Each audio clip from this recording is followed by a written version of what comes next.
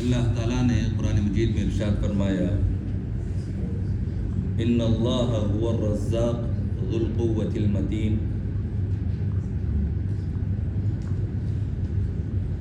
اللہ تعالیٰ بہت ہی زیادہ رزق عطا کرنے والا ہے۔ اللہ تعالیٰ کے پیارے ناموں میں سے ایک نام الرزاق ہے۔ الرزاق کے دو معنی ہیں، ایک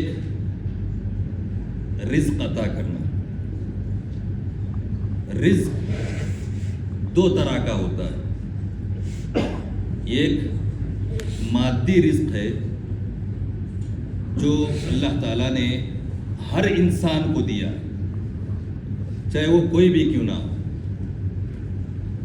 مسلمان ہو، کافر ہو، جن ہو، انسان ہو، چھوٹا ہو، بڑا ہو، چرند پرند، ہر ایک کو اللہ تعالیٰ عطا کرتا ہے۔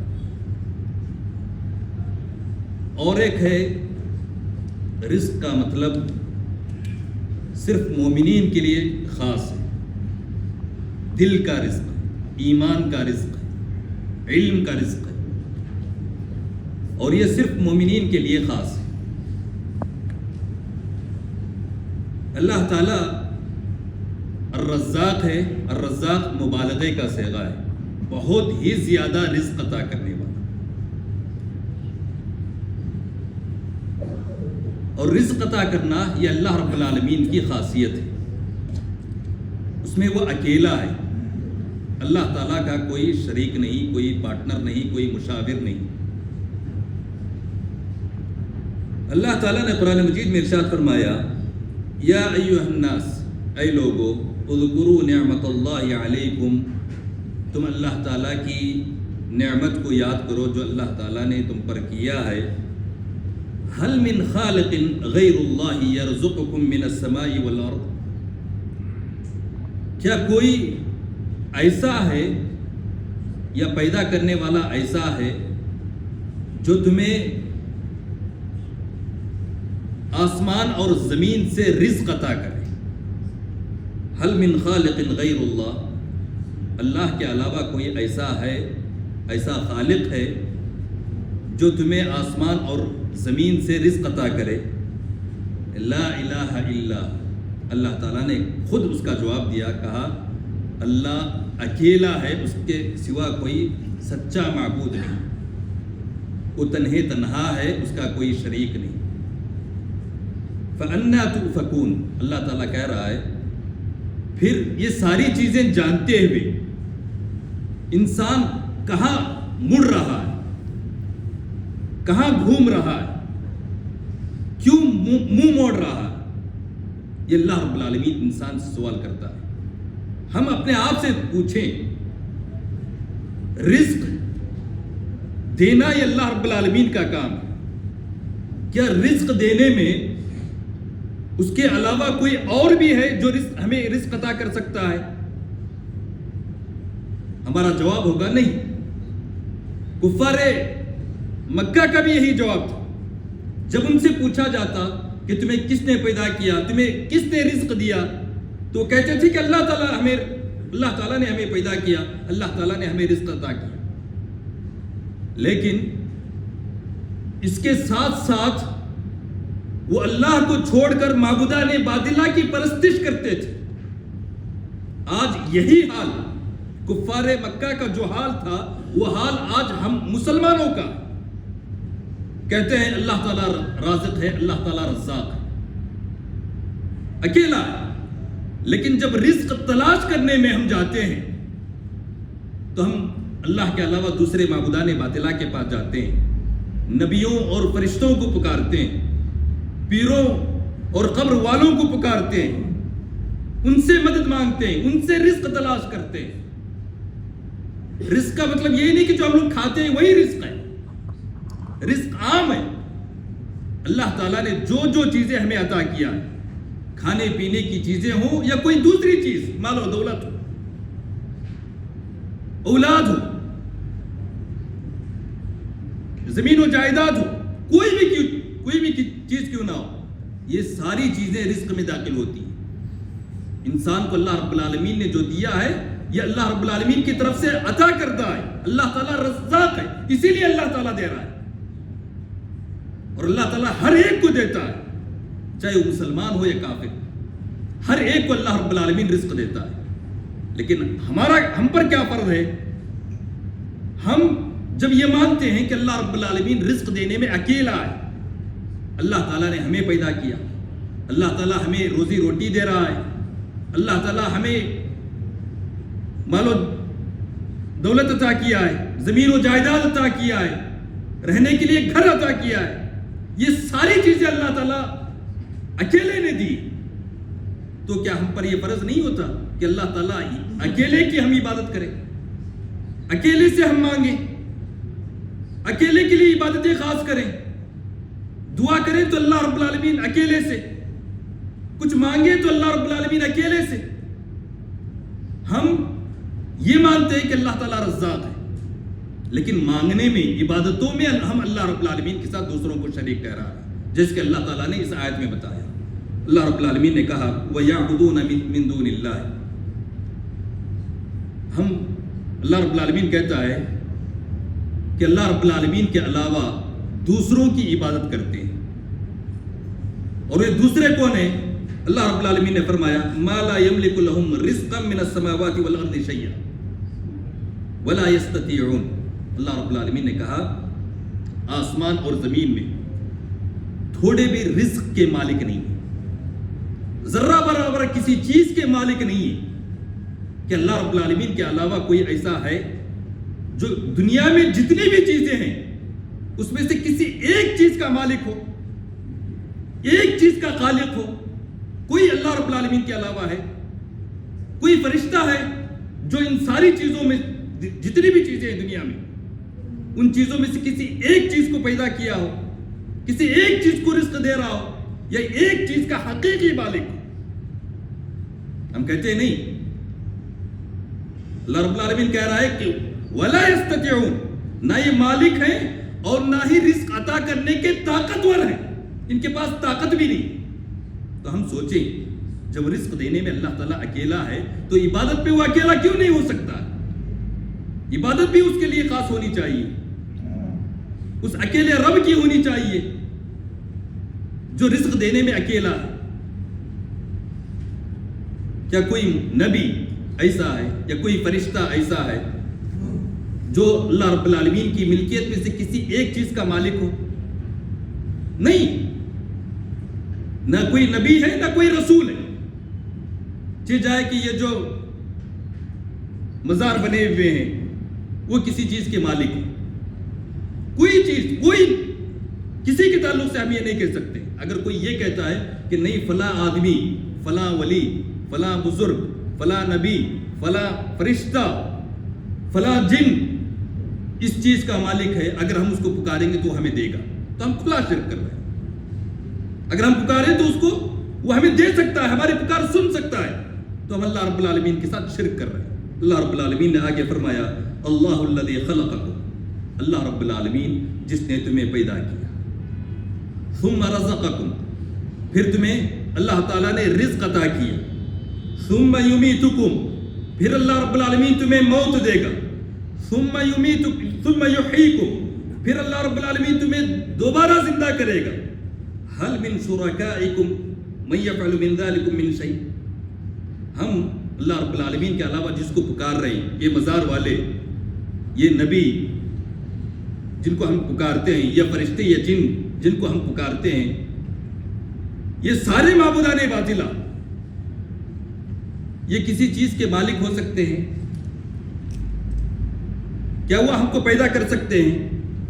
کیا وہ ہمیں رزق دے سکتے ہیں؟ کیا وہ ہمیں موت دے سکتے ہیں؟ کیا ہمیں وہ مرنے کے بعد دوبارہ زندہ کر سکتے ہیں؟ کوئی نہیں کر سکتا اللہ رب العالمین کے علاوہ. جب یہ سارے اختیارات, ہمیں پیدا کرنا, ہمیں رزق دینا, ہمیں مارنا, موت دینا اور پھر دوبارہ زندہ کرنا, یہ ساری چیزیں اللہ رب العالمین کے اکیلے اللہ رب العالمین کے اختیار میں, تو ہم عبادت اس کے لیے کیوں نہیں کر سکتے؟ عبادت پہ وہ اکیلا کیوں نہیں ہو سکتا؟ اللہ رب العالمین کہتا ہے کہ یہ جو شریک جن کو تم पूजा करते हो, जिनको तुम पुकारते हो, जिनकी तुम इबादत करते हो, क्या ये सारी चीजें, ये सारे लोग इन चीजों में से कोई एक चीज भी कर सकते हैं? पैदा कर सकते हैं? कोई रिस्क दे सकता है? कोई मौत दे सकता है? कोई मरने के बाद दोबारा जिंदा कर सकता है? कोई नहीं कर सकता। ये खासियत सिर्फ अल्लाह रब्बुल आलमीन की है। तो हम अल्लाह रब्बुल आलमीन को छोड़कर दूसरों के सामने क्यों अपने सर को झुका रहे हैं? दूसरों से क्यों हम मांग रहे हैं? तो याद रखें, अल्लाह रब्बुल आलमीन रज़्ज़ाक़ है। रिस्क देना, रिस्क में सारी चीजें जो हम खाते हैं वो भी रिस्क है, और जो अल्लाह रब्बुल आलमीन ने माल और दौलत की शक्ल में हमें अता किया है, औलाद की शक्ल में जो अल्लाह ताला ने हमें अता किया है, ये भी रिस्क है। तो ये अल्लाह ताला रज़्ज़ाक़ है, अल्लाह ताला हमें रिस्क देने वाला है। तो हम पर यह जरूरी है कि हम अल्लाह रब्बुल आलमीन की तरफ रुजू हों, अकेले अल्लाह रब्बुल आलमीन की इबादत करें, इबादतों में किसी को शरीक ना ठहराएं। अल्लाह रब्बुल आलमीन रिस्क का दामिन है। अल्लाह रब्बुल आलमीन ने जितनी मखलूक़ात हैं इस दुनिया में, सबको अल्लाह रब्बुल आलमीन ने पैदा किया। तो हर मखलूक को रिस्क देने वाला अकेला अल्लाह रब्बुल आलमीन है। अल्लाह रब्बुल आलमीन ने कुरान मजीद में इरशाद फरमाया, वमा मिन दाब्बतिन फिल अर्दि इल्ला अलल्लाहि रिज़्क़ुहा। जितनी भी जानदार चीजें हैं जमीन में, आसमानों और जमीन में, सारी चीजों को रिस्क देने का जिम्मेदारी, सारी चीजों को, सारे जानदार चीजों को रिस्क देने की जिम्मेदारी अल्लाह रब्बुल आलमीन की है। अल्लाह रब्बुल आलमीन पर है यह चीज कि अल्लाह रब्बुल आलमीन हर एक मखलूक को रिस्क अता करता है। अल्लाह ताला ने एक और जगह फरमाया, वकअय्यिम मिन दाब्बतिन ला तहमिलु रिज़्क़हा। बहुत से जानवर, बहुत से जानदार चीजें ऐसी हैं जो अपना रिस्क खुद से नहीं हासिल कर सकती। कोई इंसान है अपना रिस्क खुद से हासिल कर सके, खुद से पैदा कर सके जमीन से? कोई अनाज पैदा कर सकता है जमीन से? कोई नहीं कर सकता। कौन करता है? अल्लाह रब्बुल आलमीन करता है। अगर अल्लाह रब्बुल आलमीन ये सारी चीजें रोक ले, अगर जमीन से अनाज अल्लाह रब्बुल आलमीन उगाना बंद कर दे, तो कोई है रिस्क पैदा करने वाला? कोई अनाज उगाने वाला है? कोई नहीं। तो अल्लाह रब्बुल आलमीन कहता है कि दुनिया में कोई भी ऐसी जानदार चीज नहीं है जो अपना रिस्क खुद से हासिल कर सके। फिर अल्लाह रब्बुल आलमीन ने कहा, अल्लाहु यर्ज़ुक़ुहा व इय्याकुम। हर एक को, उस जानदार चीज को भी और आपको भी रिस्क देने का काम अल्लाह रब्बुल आलमीन करता है। अल्लाह रब्बुल आलमीन अकेले, वह हुवा समीउल अलीम। क्यों? इसलिए कि वो समी और अल अलीम। आगे अल्लाह रब्बुल आलमीन ने फरमाया कि अल्लाह ताला जो रिस्क देता है, इसमें सारे मुसलमानों को भी देता है, चाहे वो मुसलमान हो चाहे वो काफिर हो, हर एक को अल्लाह रब्बुल आलमीन रिस्क देता है। अल्लाहु लतीफुन बिइबादिही यर्ज़ुक़ु मन यशा व हुवल क़वियुल अज़ीज़। अल्लाह रब्बुल आलमीन हर चीज को जानने वाला है। यह इसका एक दूसरा माना, हर चीज पर अल्लाह रब्बुल आलमीन मेहरबानी करता है। लतीफ है अल्लाह रब्बुल आलमीन, लुत्फ से काम लेता है, और अल्लाह ताला जिसे चाहता है बेहिसाब रिज़्क़ अता करता है। ये अल्लाह रब्बुल आलमीन के इख्तियार में, यफ़अलु मा यशा। अल्लाह रब्बुल आलमीन जो चाहता है वो करता है। फ़अआलुन लिमा युरीद। अल्लाह रब्बुल आलमीन जो चाहता है वो अल्लाह रब्बुल आलमीन करता है। अल्लाह ताला के इख्तियार में कि अल्लाह रब्बुल आलमीन जिसको जितना रिज़्क़ देना चाहता है वो इस दुनिया में देता है, चाहे वो मुसलमान हो चाहे वो काफिर, कोई भी क्यों ना, इसमें हर एक शामिल। प्यारे नबी सल्लल्लाहु अलैहि वसल्लम की एक हदीस है, प्यारे नबी सल्लल्लाहु अलैहि वसल्लम ने इरशाद फरमाया, लैसा अहदुन अस्बर अला अदन समिअहु मिन अल्लाह। दुनिया में जितनी भी तकलीफदार चीज़ों को सुनते हैं हम, जिससे हमको ऐसी चीज़ें सुनते हैं जिससे हमको तकलीफ होती है, नबी करीम सल्लल्लाहु अलैहि वसल्लम ने फरमाया, अल्लाह रब्बुल आलमीन से ज़्यादा तकलीफदार चीज़ों को सुनकर सब्र करने वाला कोई इस दुनिया में नहीं। अल्लाह ताला से ज्यादा सब्र करने वाला कोई भी नहीं। अल्लाह रब्बुल आलमीन के साथ जो शिर्क हो रहा है, फिर भी अल्लाह रब्बुल आलमीन उन्हें अता करता है। अल्लाह रब्बुल आलमीन के लिए लोग औलाद साबित करते हैं, ये अल्लाह रब्बुल आलमीन के लिए गाली। इसके बावजूद अल्लाह रब्बुल आलमीन रिज़्क़ अता करता है। अल्लाह रब्बुल आलमीन के लिए बीवी साबित करते हैं, ये अल्लाह रब्बुल आलमीन के लिए गाली। इसके बावजूद अल्लाह रब्बुल आलमीन रिज़्क़ दे रहा है, दुनिया के हर आसाइश उन्हें अता कर रहा है। یہ اللہ رب العالمین کا صبر ہے. اللہ رب العالمین ہر ایک کو دیتا ہے, چاہے وہ مسلمان ہو چاہے کافر ہو. اللہ رب العالمین کی عبادت کرے یا نہ کرے, ہر ایک کو اللہ رب العالمین رزق عطا کرتا ہے. اور اسی طریقے سے جن لوگوں کو اللہ رب العالمین رزق عطا کرتا ہے وہ یہ نہ سمجھے کہ اللہ رب العالمین ان سے محبت کرتا ہے, چاہے مسلمانوں میں ہو یا غیر مسلموں میں. یہ نہ سمجھے کہ اللہ رب العالمین ان سے محبت کرتا ہے. رزق عطا کرنا یہ محبت کی علامت نہیں ہے بلکہ ایک آزمائش ہے. اللہ رب العالمین انہیں دنیا میں دے دیتا ہے. حدیث پیارے نبی صلی اللہ علیہ وسلم کی, پیارے نبی صلی اللہ علیہ وسلم نے ارشاد فرمایا, الدنیا سجن المؤمن وجنت للکافر. دنیا مومن کے لیے قید خانہ ہے اور کافر کے لیے جنت ہے. ہم دیکھیں سب سے زیادہ مال و دولت ہتھیار اس دنیا میں کس کو اللہ رب العالمین نے عطا کیا؟ کافروں کو عطا کیا اللہ رب العالمین نے. کیا اس کا مطلب یہ ہے کہ اللہ رب العالمین کافروں سے محبت کرتا ہے؟ نہیں کرتا ہے. اللہ رب العالمین مومن کے لیے اس دنیا کو قید خانہ بنایا. ابن حجر کا ایک واقعہ ہے. ابن حجر مصر کے قاضی تھے رحمہ اللہ. مصر کے قاضی تھے. جب وہ گھر سے نکلتے تھے گھوڑے پر سوار ہوتے تھے, ان کے اگل بغل میں آزو بازو ان کے اطراف پہرے دار رہتے تھے کیونکہ وہ مصر کے قاضی تھے. ایک یہودی ابن حجر کے پاس آتا ہے اور کہتا ہے کہ تمہارا نبی کہتا ہے کہ دنیا مومن کے لیے قید خانہ, کافر کے لیے جنت ہے. اور وہ یہودی ایک دم فقیر تھا, اس کے پاس کچھ بھی نہیں تھا, نہ پہننے کے لیے نہ کھانے کے, فقیر آدمی تھا.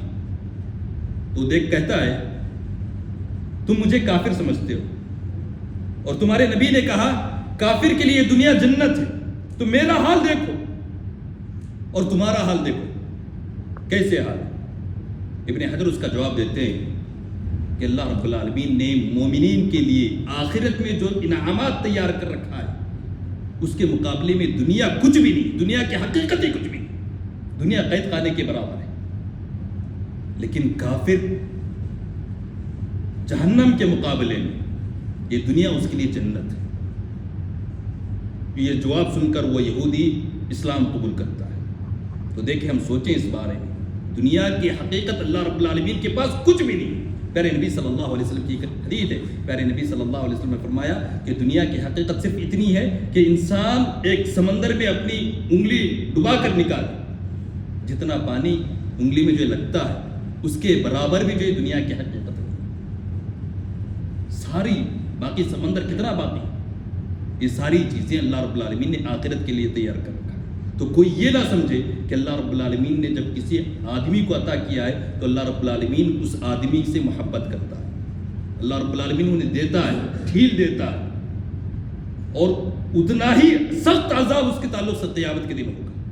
لہذا ہم لوگوں کو چاہیے کہ ہم رزاق کو مانیں کہ اللہ رب العالمین اکیلا ہے رزق دینے میں, تو عبادت میں بھی وہ اکیلا ہی ہونا چاہیے. عبادت میں اس کا کوئی شریک نہیں ہے. اسی طرح اللہ رب العالمین نے بعض اسباب بتائیں رزق کو حاصل کرنے کے. اگر کوئی آدمی اللہ رب العالمین کا تقوی اپنے دل میں پیدا کرتا ہے تو اللہ رب العالمین اس کو رزق عطا کرتا ہے. وَمَن يَتَّقِ اللَّهَ يَجْعَل لَّهُ مَخْرَجًا وَيَرْزُقْهُ مِنْ حَيْثُ لَا يَحْتَسِبُ. جو اللہ رب العالمین کا ڈر اپنے دل میں پیدا کرتا ہے, اللہ رب العالمین ایسی جگہ سے اس کو رزق عطا کرتا ہے جیسے کہ اس کا وہم و گمان بھی نہ ہو, جہاں سے اس کا وہم و گمان بھی نہ ہو. اللہ رب العالمین ایسی جگہ سے رزق عطا کرتا ہے. اسی طریقے سے پیارے نبی صلی اللہ علیہ وسلم کی ایک حدیث ہے. پیارے نبی صلی اللہ علیہ وسلم نے فرمایا اگر کوئی آدمی اپنے والدین کی یا رشتہ داروں کی یا قرابت داروں سے صلہ رحمی کرتا ہے تو اللہ رب العالمین اس کے رزق میں کشادگی پیدا کرتا ہے. یہ سارے اسباب ہیں جو پیارے نبی صلی اللہ علیہ وسلم نے بتائی ہیں. اور اگر کوئی آدمی اللہ رب العالمین کی نافرمانی کرتا ہے تو رزق کے ختم ہونے کا اندیشہ ہے, رزق کے روکنے کا اندیشہ ہے. اور اسی طریقے سے اللہ رب العالمین نے بہت سارے اسباب بتائے ہیں. پیارے نبی صلی اللہ علیہ وسلم نے بہت سارے اسباب بتائے ہیں. ان اسباب کو ہم جانیں اور اس اسباب کو اختیار کرنے کی کوشش کریں تاکہ اللہ رب العالمین جو انعامات ہیں, اللہ رب العالمین کا جو رزق ہے اس کو ہم حاصل کر سکیں.